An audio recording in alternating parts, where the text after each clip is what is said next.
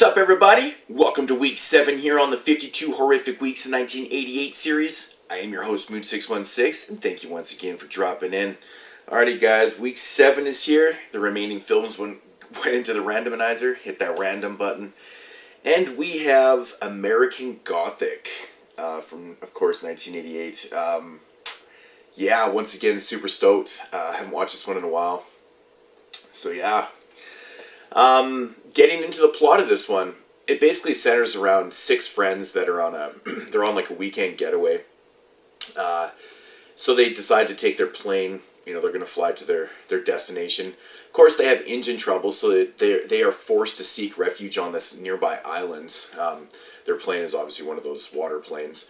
So they dock the plane on the island and set up camp there. And basically, they're just trying to figure out how they can, fix this boat and possibly get off this island so they can continue on with their weekend getaway. They soon learn after that they're not going to be able to fix the boat, so they decide to go exploring, or to fix the plane. So they decide to go exploring in the island to see what they can find or whatnot. And of course, they come across this house like in the middle of this island, and there's of course a family living there.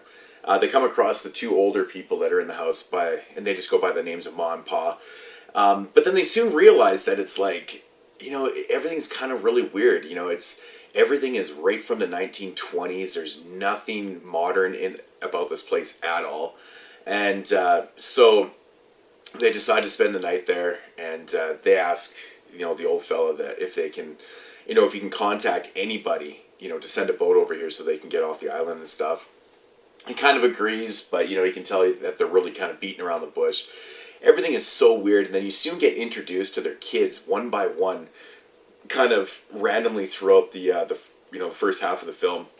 Very eccentric, weird, backwards family living in the 1920s. All the kids kind of seem like they're grown-up kids. Like they're like 40, 50 years old, but they act like they're 10, 12 years old. So everyone is super weirded out. They don't know what to do. And they started to get the feeling that they're not really going anywhere. And then, of course, they start getting picked off one by one in various ways from the kids and the parents. And so the whole family's kind of in on it and stuff. Basically, that is the whole premise of the film right there. So, yeah.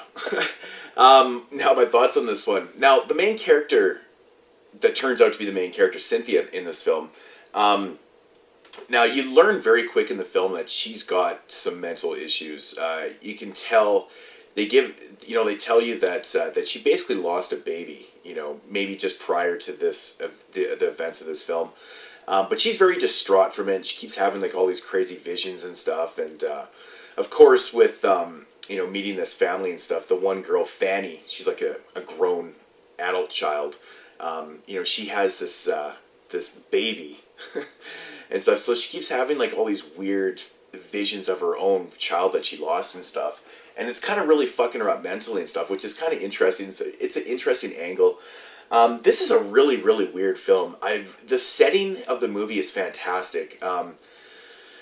It's just very creepy. It's very desolate. It's set all on this island. There's no way off it. The house is fantastic. Everything in it looks very authentic, like from the 20s and stuff.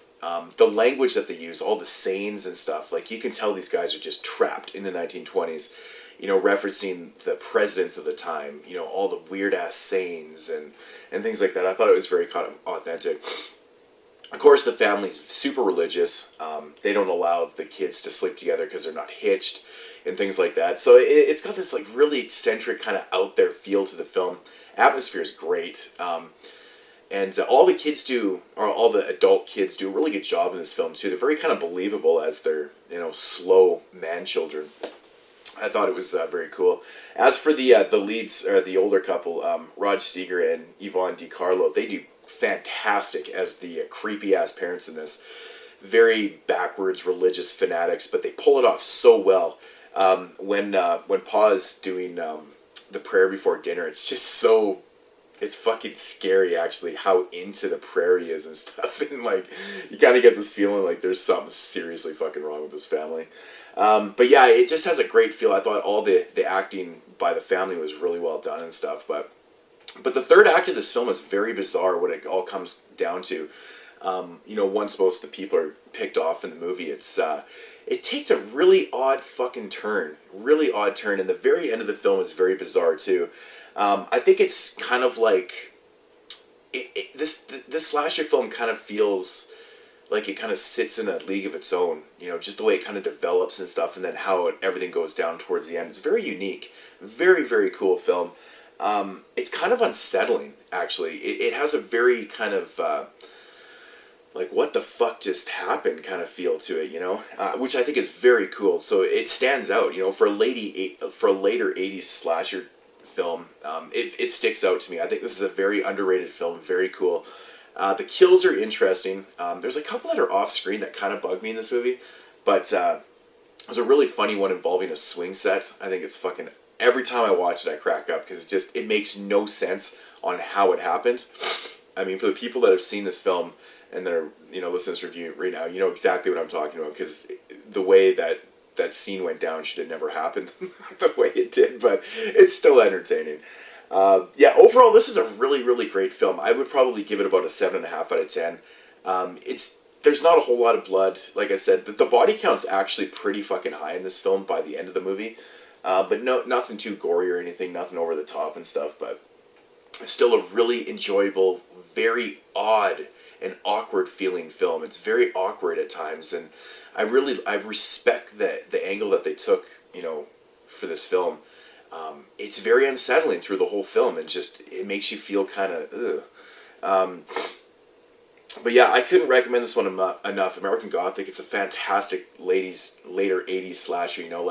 This is way past the heyday of slashers, so you kind of have to make films like this to really stick out. So I think it does. But yeah, week 7 here on the 1988 series, American Gothic. Check it out, people. If you've never seen this movie, this one in my opinion, seems to be overlooked. I don't know if people just don't want to see it because, this classic type image on there. I don't know what it is, but it doesn't seem like a lot of people ever talk about this one. But, it's not hard to get or anything, but American Gothic, check it out. It's fantastic, fantastic film. I really enjoyed it. Anyways, guys, that's going to do it for week 7 here on the 88 series. I will be back next week, of course. I do not have any idea what the film is going to be, so it's interesting. There's quite a few sequels that are involved in this 88 series. I think there's got to be like 10 or 11 sequels that I have.